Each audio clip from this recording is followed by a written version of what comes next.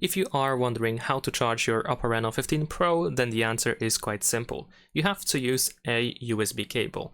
Now, whether you use USB-A to USB-C or USB-C to USB-C, it doesn't matter that much. If you need to use one or the other, then you can use it and it's going to work. And it matters when you, for example, use a power adapter or charger, because of course of the port that the power adapter has. So ideally, you want to use a power adapter. You want to, of course, connect it to the cable, the USB cable to the power adapter. Then we plug it in. There we go. And we connect the other end of the USB cable to the phone, just like that. And as you can see, we are charging now quite easily.